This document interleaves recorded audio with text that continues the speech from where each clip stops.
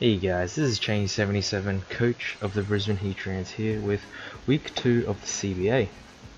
This week we're going up against the John and the Carolina Hurtiflames, and his team consists of Celesteela, Sylveon, Zapdos, Milotic, Kyurem, Rabombi, Delphox, Golbat, Golurk, Sawsbuck, and Mega Glade.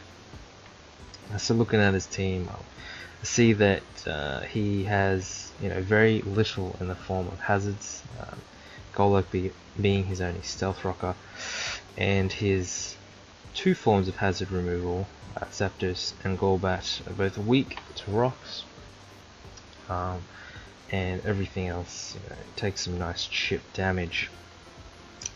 Threats which I saw on his side included Mega Glade, which I was really happy not to see. Delphox I thought was coming because Jirachi can wall basically his entire team. Spadef Jirachi just takes on a lot of things, and is just able to wall them outright. Milotic I thought was a possibility as well, with Haze, because it is one of the only things that can take a hit from Mega Gyarados at +1, and just haze it and then bring in something quicker to revenge kill it. And Zapdos, Sylveon, and Celesteela were good in this matchup. The Celesteela set that I was actually most afraid of was the Autotomize, and then 3 attacks, probably Heavy Steel, Earthquake, Stone Edge, something along those lines, because it actually puts in a lot of work. With its Beast Boost ability, it's able to get free Moxie basically, and things could have gotten out of hand pretty quickly if I didn't play around that correctly. So yeah, there were the sort of things going through my head when I was building. Also, Scarf Kyurem I thought would come purely because Thundurus has a whale of a time on his team. After Stealth Rocks, there's not much that takes anything at +2. Sylveon being the exception, but after Rocks I believe I should be able to 2-hit KO it with Flash Cannon at +2, unless it's like Super Spadef. So going through my team, I brought Nasty Plot Thundurus with the Yachi Berry to be able to take that Ice Beam and kill the Kyurem back with Flash Cannon, T-Bolt, and HP Flying. HP Flying was just I just thought it would be the best coverage, because Dark Pulse was a possibility, but I wanted to hit the Mega Glade harder just in case he brought Spadef Mega Glade. Sneasel, Scar Sneasel, enough speed to outpace the Celesteela even after a Autotomize, just to be able to revenge kill it if I had got enough chip on it, with knockoff, Icicle Crash, Poison Jab, and Low Kick maybe. I can't remember the last coverage move, but it was not required. Mega Gyarados with Dragon Dance, Waterfall Crunch, and Stone Edge. Jirachi, Spadef Jirachi, Wish, Toxic, Iron Head, and Substitute. I brought this set specifically for Zapdos because I figured his best answer to Jirachi was Zapdos. It just hard walls Jirachi, especially the Scarf variant. Ice Punch does nothing because Jirachi's not that strong. So that's why I brought this set.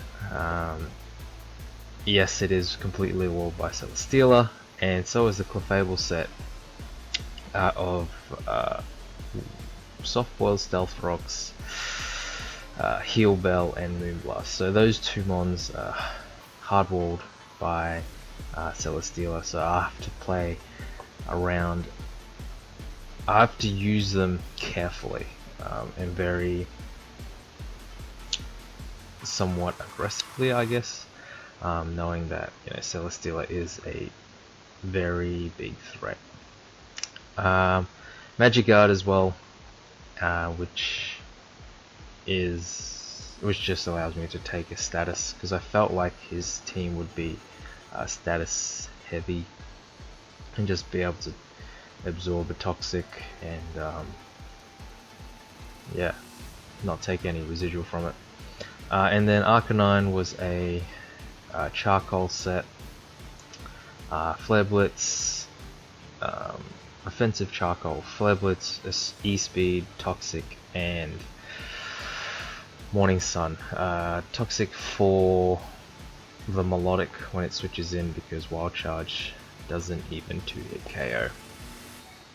So looking at his team, I felt as though without hazards, he would probably lead with something like Zapdos, just to get off a pivot, just to see what I lead with and pivot out with Volt Switch.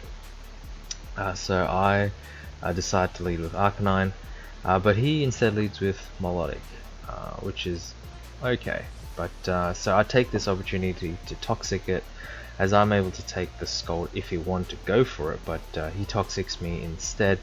So we just trade Toxics turn 1, and here I'm able to just go into Clefable, take that Scald, and if it did happen to burn, that's totally okay as well, because I am Magic Guard. Here I set up rocks just to be able to slowly chip his team down, put everything in range in Thunderous's +2, and now I'm just going to go into Gyarados, and that toxic damage is racking up really nicely on the Melodic. Now here I just want to scout for Haze, see if he had it, but instead he reveals the hidden power. Probably hidden power electric or hidden power grass. Not quite sure, as I set up a sub in front of this Melodic, because it really can't do anything to me at this point. I throw up the Wish just in case he wanted to stay in again for some reason, and just to be able to see a switch, and now I'm able to get off a Toxic on the Zapdos, which is awesome. My plan of being able to 1v1 this Zapdos is working. Now I'm able to get off a flinch with the Iron Head, still do pitiful damage, as now I've revealed my whole set, so he knows that Celesteela completely walls this thing. So predicting that, I go into my Arcanine as he does, send in his Celesteela, and now I'm able to get off a huge hit on something.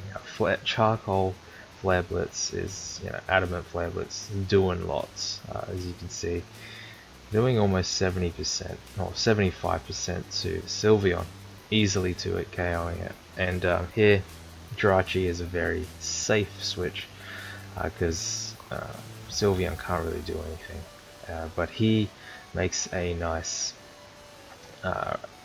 switch into Celesteela, and I'm not quite sure. I think, well, thought process was I want to go into Clefable just so I can get that Heal Bell off, because the Arcanine is getting worn down.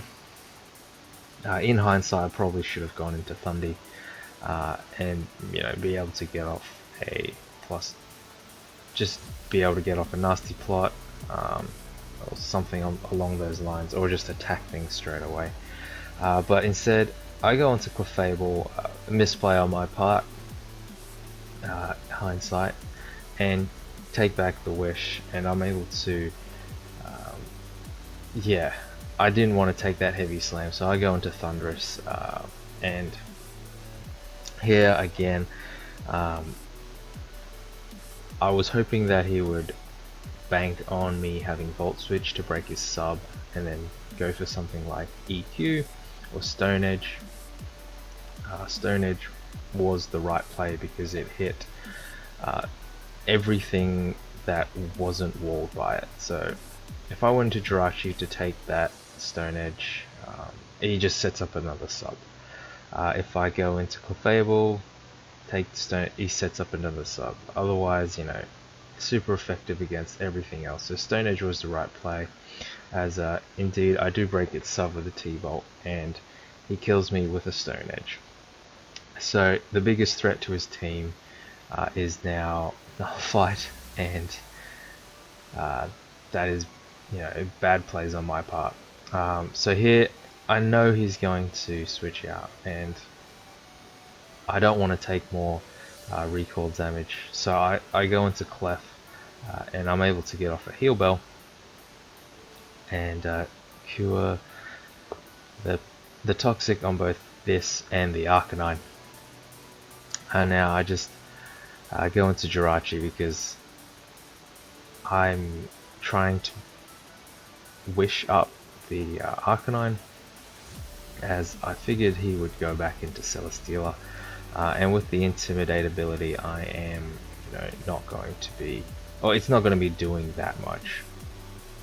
Stone Edge, yeah, it won't be doing 50%, but you know, he makes a nice double, goes into Zapdos, and I've got quite a lot of Spadef investment, so I know I'm able to take this T-Bot quite well and get off the Toxic on the Zapdos, which is really nice in wearing it down.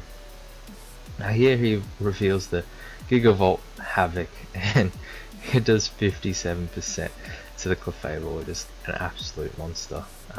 But here he's able to go into Delphox. Now Delphox is a real threat. Scarf set definitely viable.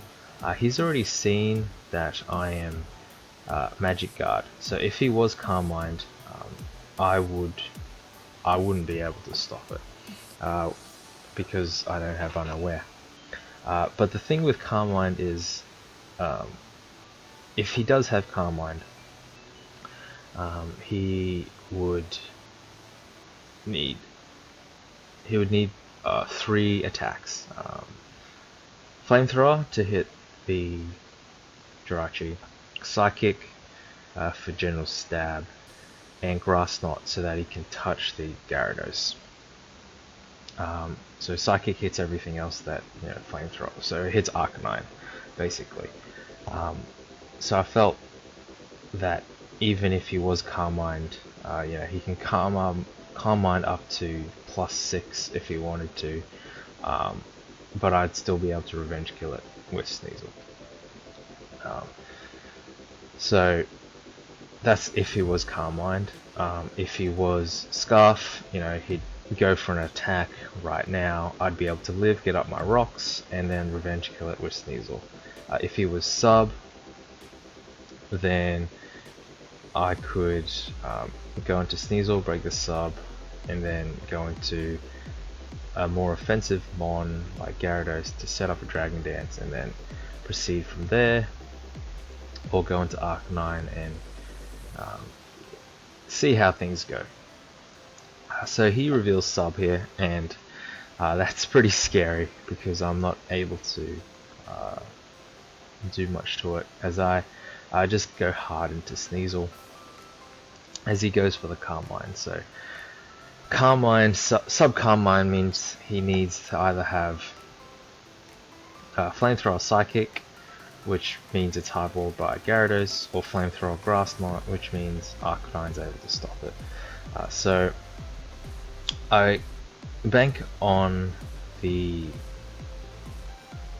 fact, well, my thought process here was, okay, if he has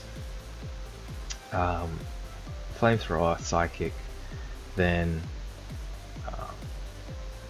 you know, if he has Flamethrower Grass Knot, then Arcanine is the right play, because it walls it. But if he has Flamethrower Psychic, then he would reveal Psychic, and then I'd be able to, then I'd know I would be able to sweep with Mega Gyarados. So that's why I go into Arcanine here, and just pressure this thing. And I haven't shown an item. I was trying to bluff Jolly Band, so I was Adamant Charcoal, trying to bluff Jolly Band, and Morning Sun here just to get off some nice, just to get some health back, as Flamethrower doesn't do 50%. So here I go for the attack because I figured if he thought I was banded, then he would sub here. Sub would be the best play. So he indeed does sub, and I'm able to break the sub with Flare Blitz. Here he, I believe he Carmines again as I Morning Sun, which is bad for me, because now he's able to 2-hit KO me, or almost, well, 2-hit KO me after the Flare Blitz damage. And so my only play here is E-Speed, and I get the crit. The crit sucks in the sense that it was a roll and it ensured the roll in my favor. But after looking at the calcs, the roll was heavily in my favor to begin with anyway, but the crit just ensured that it definitely killed. So it definitely sucks there, but the roll I believe was like 75%, somewhere around there. So he sends in the Melodic, and I go into Clefable just so I can take that, and I go for Moonblast, for some reason not switching into Arcanine. But he makes the right. he realizes that I've shown my whole moveset now. I don't have Flamethrower, so Celesteela, once again hard walls the Clefable, and but I know I predicted him to go into the Celesteela, and I made the double into Gyarados and get off a nice Intimidate drop. Here I figured he was going to switch, and I just Dragon Danced on the switch as he sends in his Kyurem. So I Dragon Dance and then go for Stone Edge. He drops a Draco. He does 60%. Mega Gyarados, showing that it is bulky, really, really bulky. As here he goes into the Melodic, able to take a hit and throws off a Toxic, so no Haze, which is interesting.